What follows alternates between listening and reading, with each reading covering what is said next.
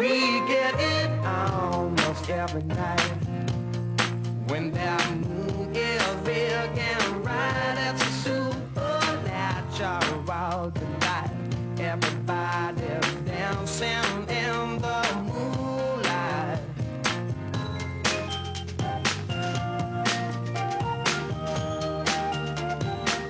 Everybody here is out of sight. They don't bark and they don't bite. They keep their clues to keep it tight.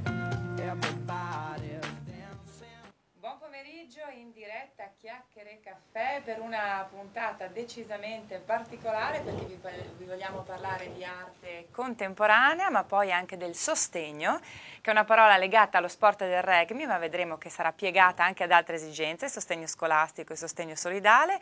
Innanzitutto vi presento il primo ospite di questa prima parte di Chiacchiere Caffè, c'è Nicola Rossi, direttore artistico di Arte Buongiorno. Padova. 23esima edizione, la mostra d'arte contemporanea che si svolge naturalmente in fiera a Padova da domani c'è la vernice, dal 9 fino al 12 novembre, venerdì, sabato e domenica con orario dalle 10 alle 20, lunedì dalle 10 alle 13, così abbiamo detto anche tutti gli orari. Allora, 23esima edizione, quindi un'eredità importante, giusto per dire due parole su che cos'è Arte Padova e che cos'è quest'anno, Nicola. Beh, intanto Arte Padova è una delle fiere più longeve in Italia del comparto dell'arte. Ha raggiunto 23 anni, per cui ha una maturità abbastanza importante, una qualità elevata. I padiglioni, poi i numeri sono importanti perché 32.000 metri quadri espositivi complessivi, qualcosa come 15.000 opere presenti in mostra, circa un 200 gallerie presenti. Sono numeri, come dire, abbastanza forti. Padiglione 7 è un padiglione dedicato all'arte contemporanea però di un certo livello, come ormai quasi, come dire, contemporanei storicizzati. Cosa vuol dire? Vuol dire da Palladino a Pinelli a Pizzicannella, anziché Uncini, anziché Dadamaino, anziché Fermariello, Cucchi, eccetera. Per passare poi al padiglione 78 con il design. Qui c'è una selezione di 21 pezzi di design molto importanti, per poi transitare nel padiglione 8. Padiglione 8, padiglione dedicato al moderno, e sono i grandi, come dire, artisti che hanno fatto la storia dell'arte dell'epoca contemporanea, oggi moderna, e sono i vari De Chirico, Armand, Balla, Burri, Cristò, Fontana, eccetera. Quindi, questi tratti sono importanti perché so che una delle iniziative all'interno appunto di Arte Padova è questa apertura gratuita alle scuole. Assolutamente, ma noi crediamo e vogliamo anche formare, perché lo scopo di un'arte fiera è anche la formazione. I ragazzi vanno pian piano accompagnati all'arte, educati all'arte. Noi deteniamo, cioè noi non possiamo non insegnare ai ragazzi che cos'è l'arte e che cos'è la cultura dell'arte e il rispetto dell'arte, se pensiamo che il nostro paese detiene la maggioranza delle azioni mondiali del patrimonio, della premiata Patrimonio Culturale SPA. Ci scherzo sopra, però in realtà in Italia noi abbiamo il 50 o 60% del patrimonio mondiale dei beni culturali, per cui dobbiamo assolutamente, abbiamo un compito che è quello di educare i ragazzi. Da noi le porte sono aperte gratuitamente per i ragazzi delle scuole, in modo che possono assaporare, entrare e anche conoscere cos'è il mercato dell'arte. E come si fa? Devono essere gli insegnanti a chiedere? Devono essere, ma diciamo che noi preferiamo le scolaresche, parliamo anche di istituti superiori, ma anche delle medie, ma anche, allora io non pongo limiti. Non pongo limiti perché ci deve essere una crescita, chiaramente. Se sono accompagnati dai loro insegnanti, meglio perché hanno una guida, hanno comunque, come dire, un filo da seguire, è una persona che conosce, può spiegare. Se vengono da soli, insomma, vediamo un attimino comunque di accoglierli. E sempre nel ruolo di formazione noi abbiamo un intero padiglione dedicato ai giovani o comunque agli emergenti. Questo è importante perché non è che Fontana nasce Fontana, non è che Burri una mattina si sveglia e dice oh, che bello, faccio le combustioni. No, non è così che funziona. E c'è un percorso graduale, c'è un incontro col mercato, un confronto col mercato. Se questi giovani non hanno un confronto col mercato, non diventeranno, non matureranno mai. Per cui anche scontrarsi col mercato, attenzione, anche scontrarsi, intercettare il mercato è un indice di maturazione. Si Poi chiama abbiamo, CATS? si chiama CAT, sì, CATS, che è l'acronimo di Contemporary Art Talent Show. Per noi è uno show, deve essere uno show, cerchiamo di renderlo il più vivace possibile. Poi abbiamo attiguo al padiglione 1 e il padiglione 3 che è un'area dedicata proprio al dinamismo, all'evoluzione, quindi performance, installazioni, estemporanee, avremo artisti che lavorano in diretta. Ecco, questo è. Poi al padiglione 2 incomincia l'area dell'arte, come dire, l'arte culinaria. E d'altronde l'enogastronomia è una delle nostre eccellenze. È un'eccellenza ma è anche un'arte.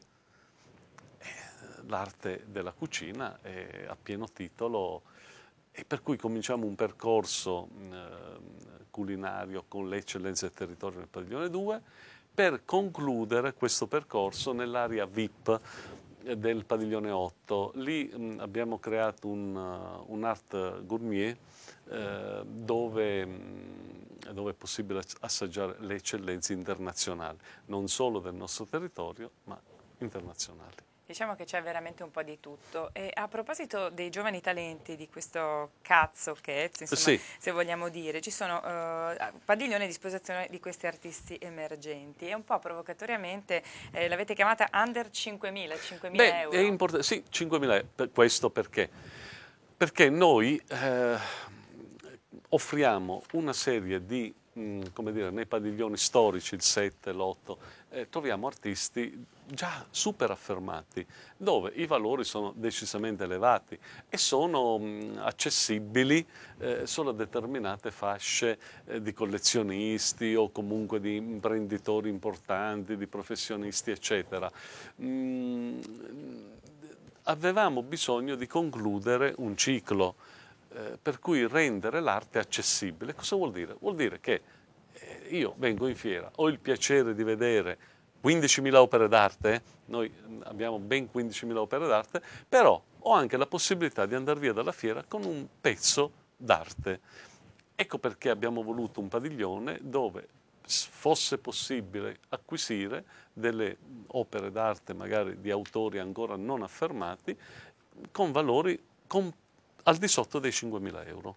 Tra l'altro c'è anche un concorso proprio per questi giovani. Esatto, c'è anche un concorso, è un concorso che metterà in evidenza 15 partecipanti.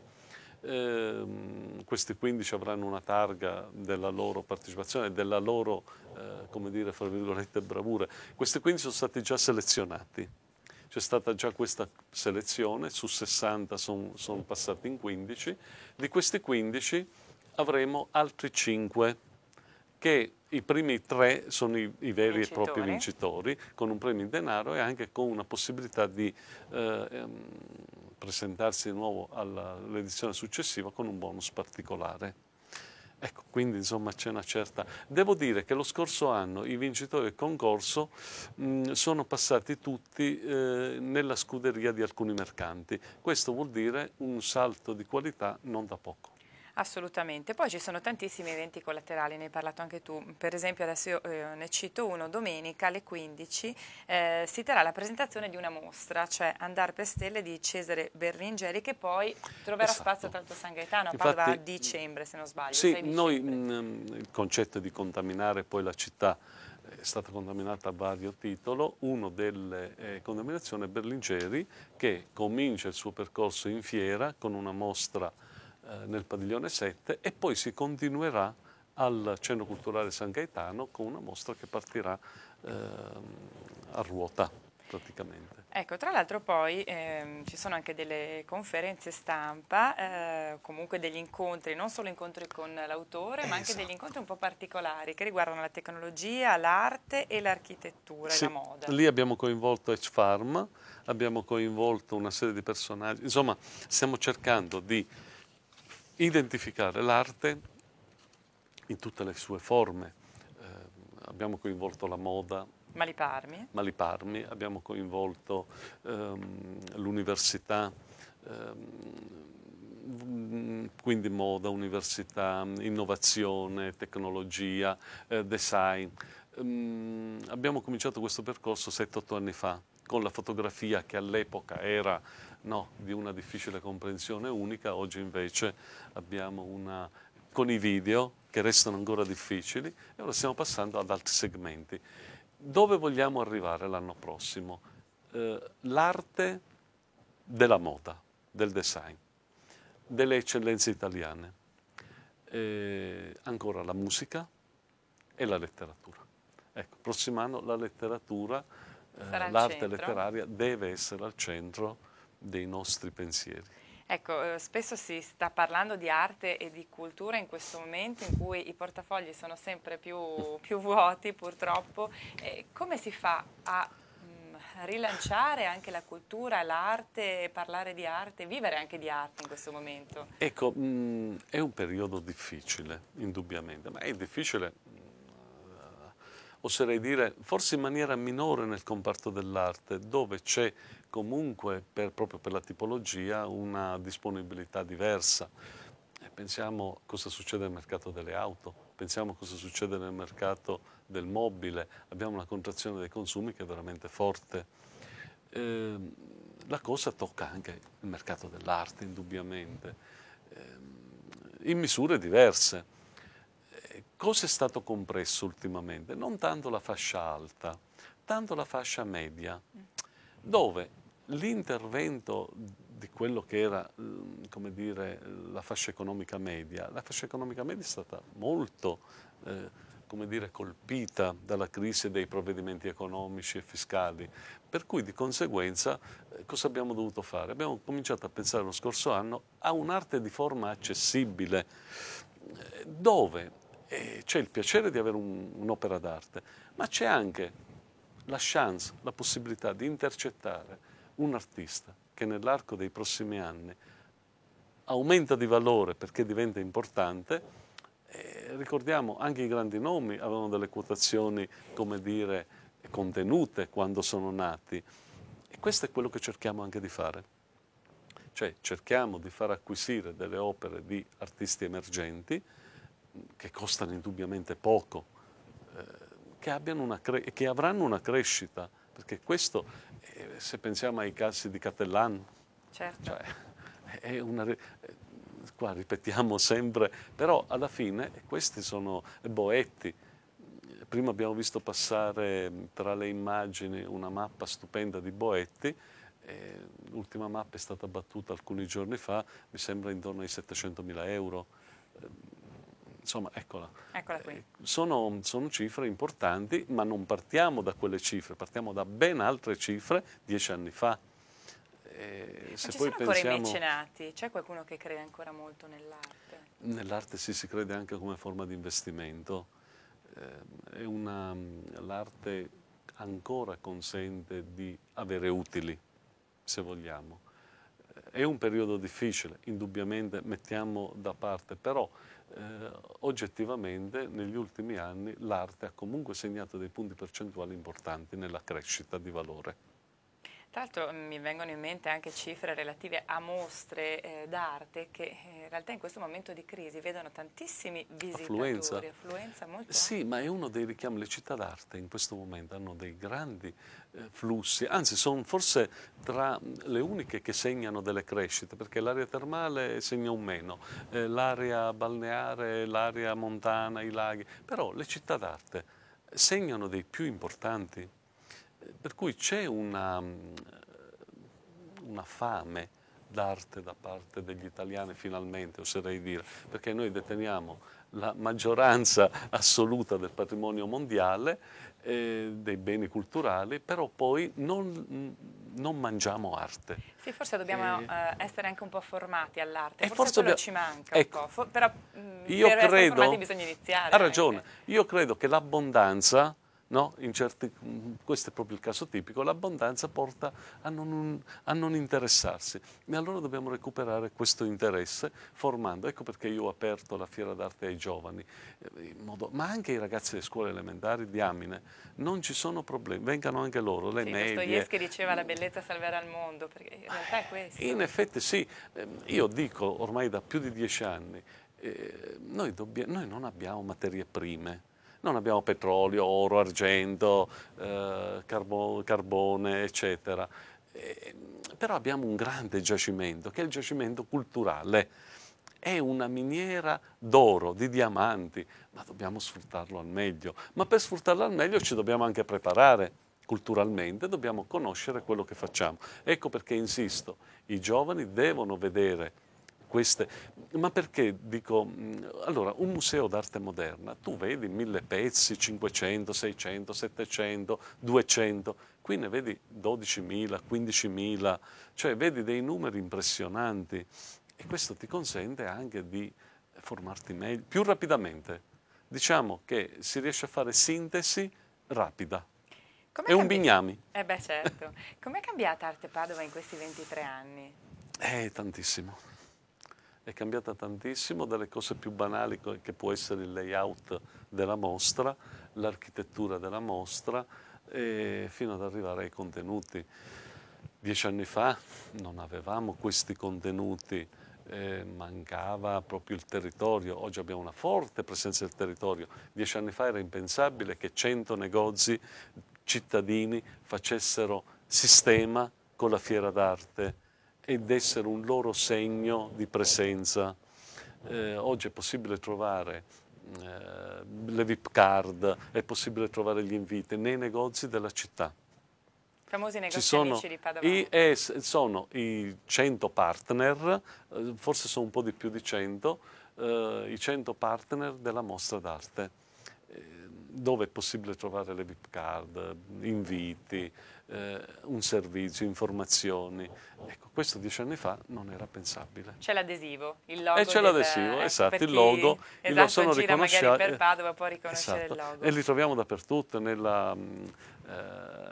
come dire, in via San Fermo, in tutte le vie di Padova. Il visitatore medio, parliamo delle ovviamente passate edizioni, chi è? Allora, il visitatore medio è abbastanza.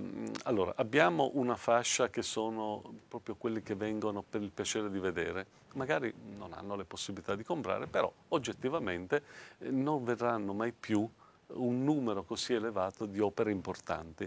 Per cui c'è questa prima fascia, c'è un'altra fascia che sono i mercanti, che vengono a comprare, vengono a investire. Poi ci sono gli investitori, che sono privati, che hanno il piacere dell'arte, però sono consapevoli anche del valore e della crescita che possono avere economica.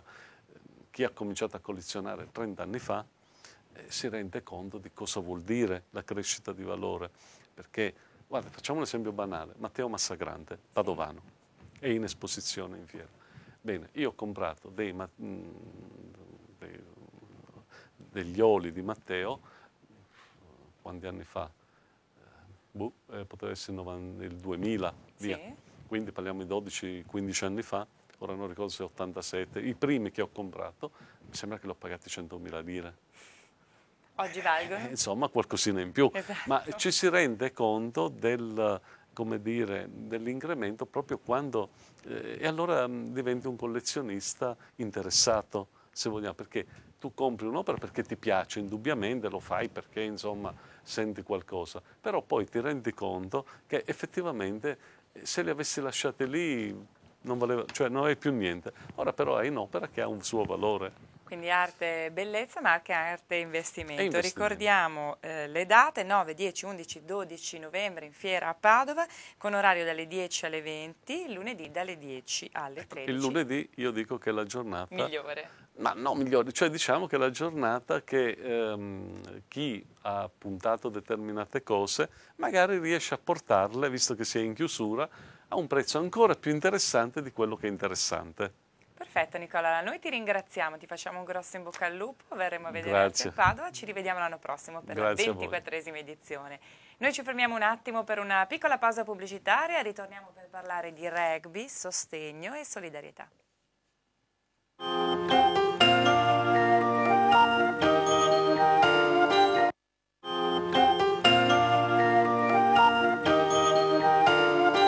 Rieccoci di nuovo assieme, come vi avevo anticipato vogliamo parlarvi di rugby, di sostegno e di solidarietà. Adesso vi spieghiamo tutto. Vi presento subito gli ospiti che sono un ritorno, Susanna Pisani dell'Associazione Gioco e Benessere della Pediatria di Padova e Gianfranco Bede, responsabile marketing del Valsugana Rugby.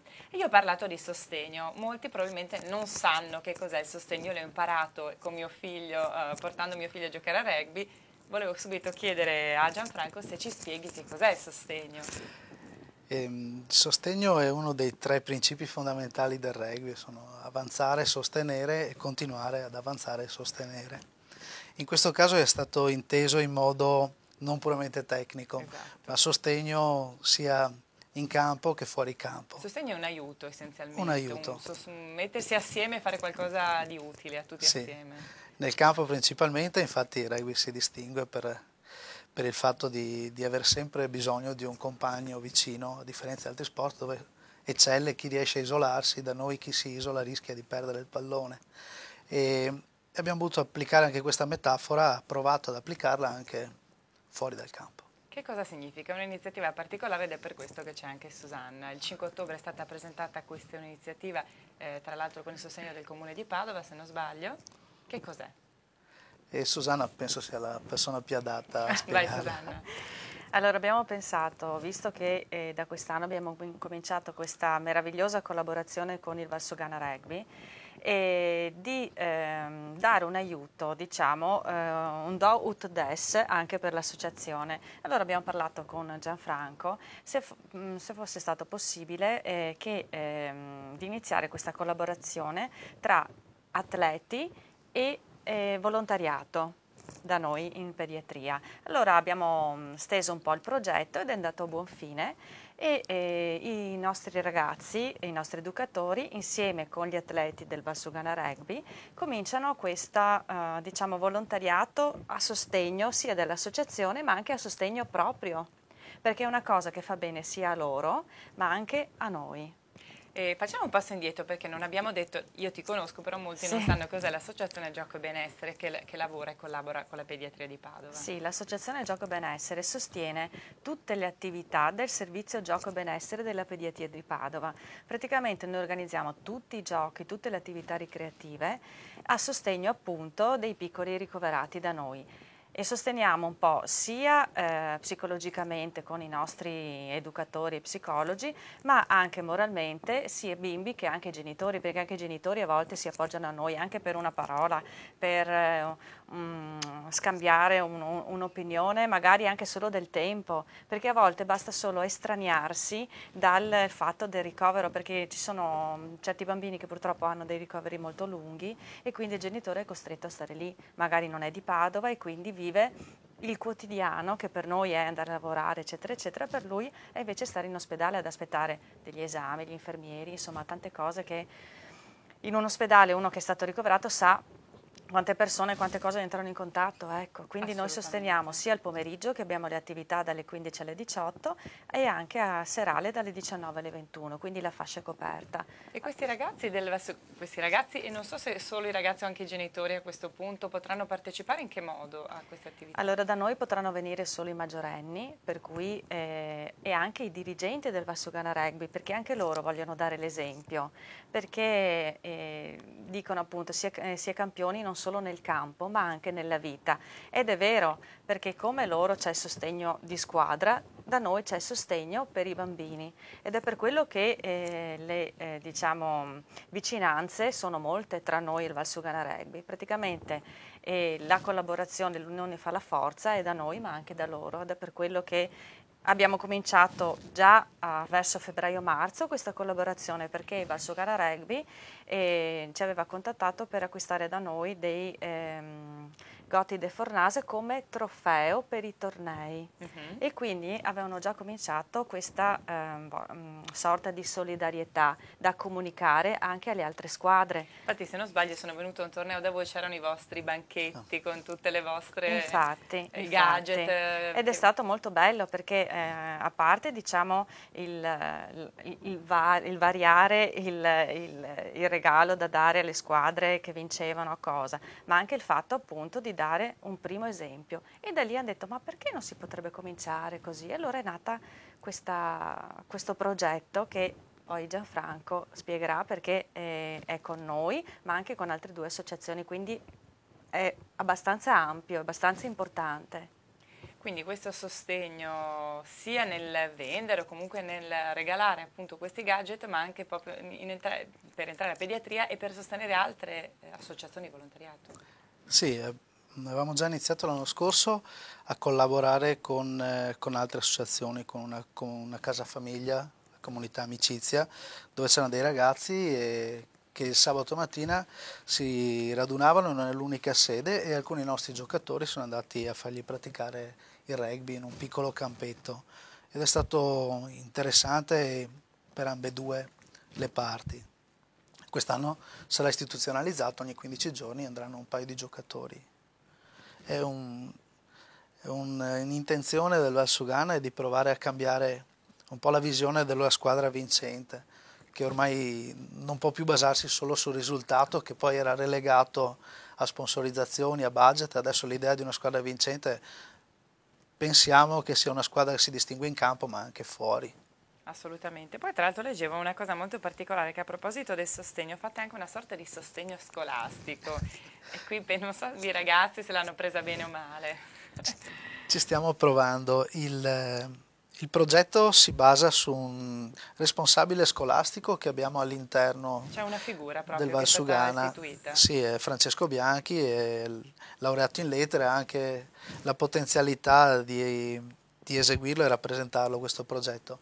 I genitori che richiedono un aiuto potranno avere intanto una prima consulenza con il responsabile scolastico, e se ritiene necessario dalle 3 alle 5 prima dell'allenamento ci saranno degli insegnanti per i ragazzi che hanno bisogno. La particolarità di questo progetto è che per la prima volta il responsabile scolastico avrà più potere dell'allenatore. Qualora il ragazzo, anche se forte, Non va bene a scuola. sì, non andrà bene a scuola per motivi di attitudine, può intervenire sulla convocazione, quindi non sull'allenamento, perché sarebbe come dimostrare che non ci si può organizzare, ma interverrà sulla convocazione, sulla partita. È già successo? No, ma prevediamo che sarà un bello scontro, ma è stato istituzionalizzato e vogliamo seguire questa strada. E i ragazzi come l'hanno presa? E per adesso bene, perché manca abbastanza tempo alle pagelle, però penso che se viene automatizzato un sistema poi farà parte della struttura. Proviamo a vedere. Forse le prime volte sarà meglio perdere qualche partita in più e prendere credibilità in questo fatto. Assolutamente. E ai ragazzi avete parlato anche appunto di questo matrimonio con il volontariato padovano? Come le avete spiegato? Allora, l'abbiamo spiegato assieme a Susanna una cena alla prima squadra, sia maschile che femminile, perché il Valsugana è l'unica squadra di Padova che ha anche un settore femminile. E soprattutto le ragazze sono state le prime che si sono offerte, quindi il capitano della squadra sarà la prima che comincia mercoledì prossimo. E che cosa farà essenzialmente? E verrà da noi, accoglieremo questi 2 o 3 atleti del Valsugana, li porteremo su nelle aule dove facciamo i laboratori, e insieme ad altri volontari che ci sono già, che hanno fatto il corso, e aiuteranno nella realizzazione o di manufatti o cosa, ma anche magari se c'è qualche bimbo che non può muoversi dalla camera o cosa, magari se la sentono naturalmente, perché è sempre personale e soggettivo, si può andare a fargli compagnia, nel senso che magari vuole giocare a fare i puzzle, vuole giocare a carte, vuole vedere anche un film, magari è da solo, diciamo che è un 360 gradi, sempre in base a quello che si sentono di fare, magari le prime serate, tanto per vedere com'è, possono stare su in aula, anche perché a volte c'è un animatore ogni 3 bambini e ogni bambino chiede attenzione,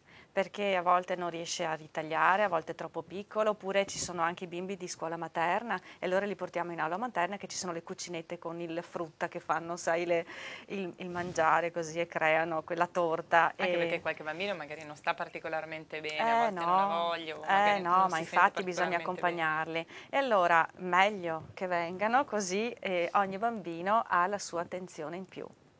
Penso che non sarà possibile far giocare a rugby i bambini in pediatria, quello sarà un po' più difficile, però magari, non lo so, spiegare che cos'è il rugby, come funziona.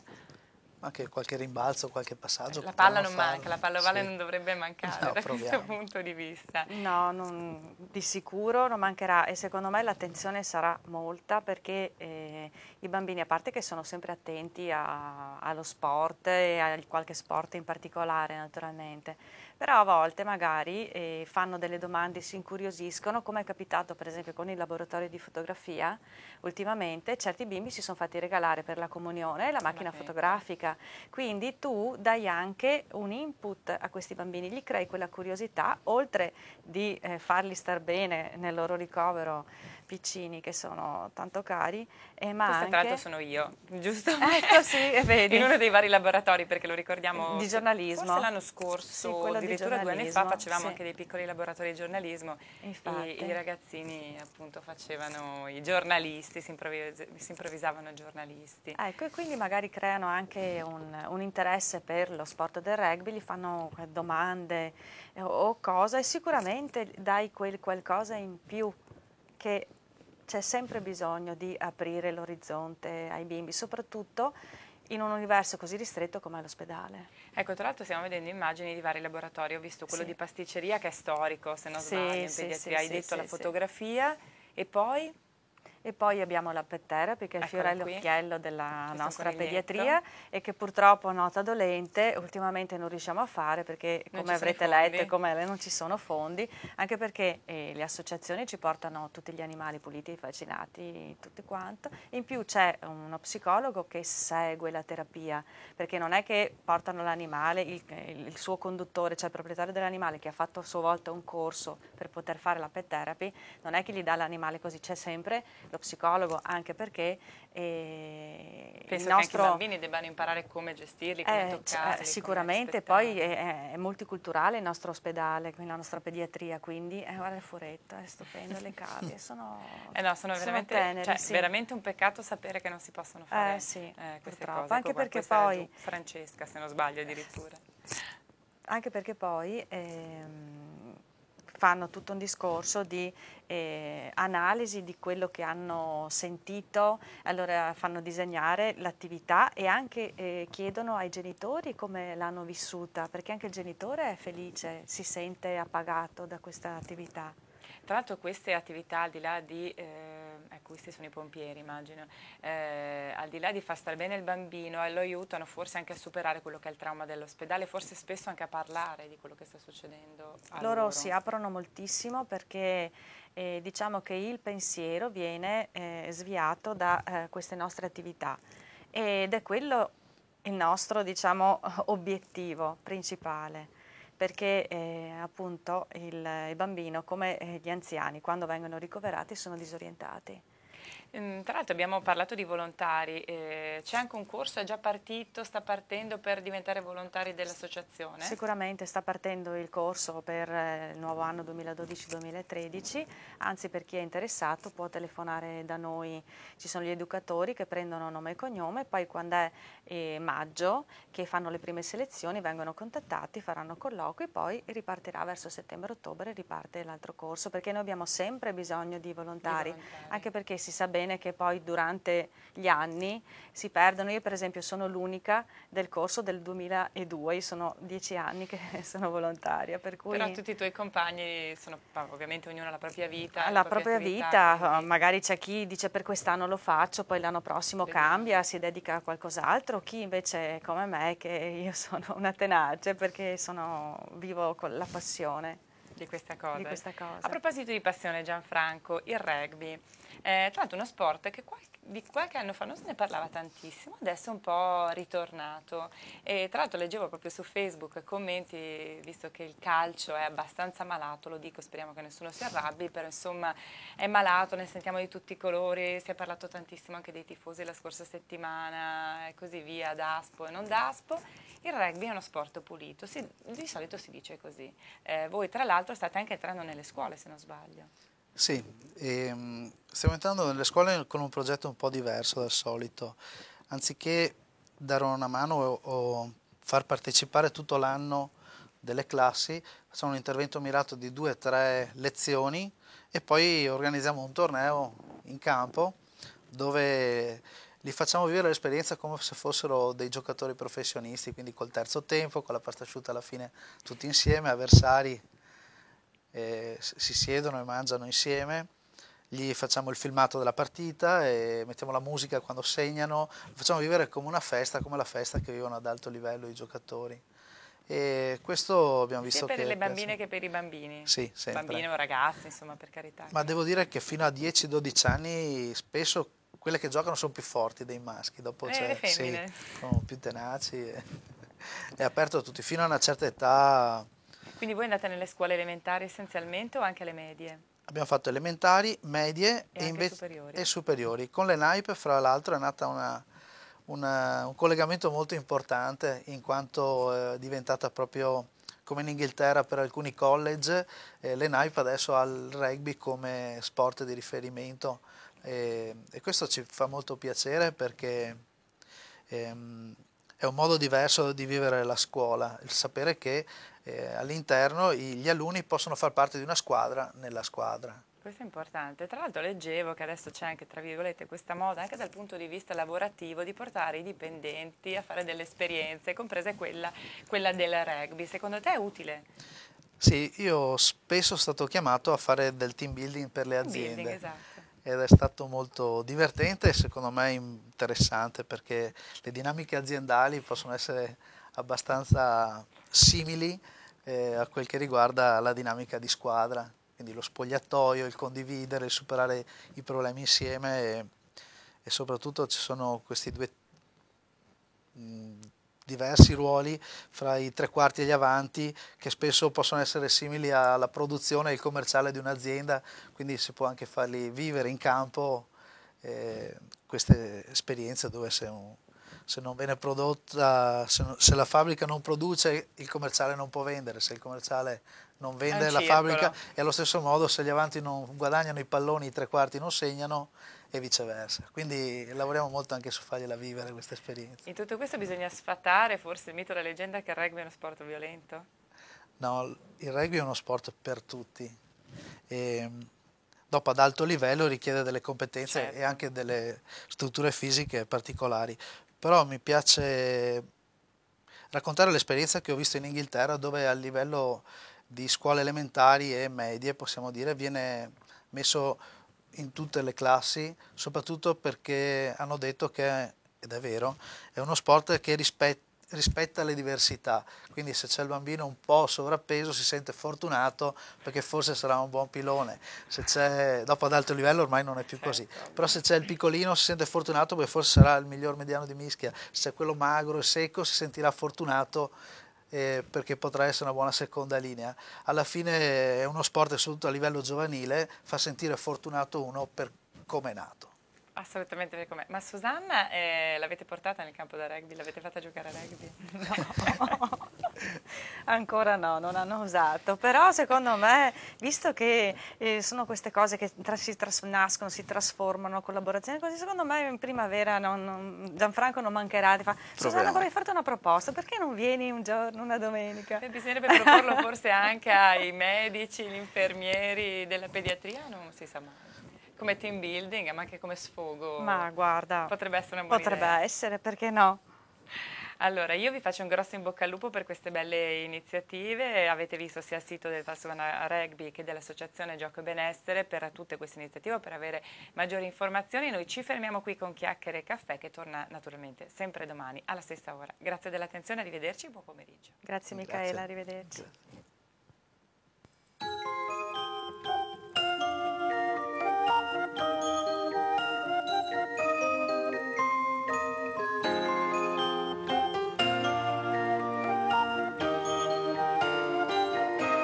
We get it almost every night when that moon is big and bright. It's a supernatural delight. Every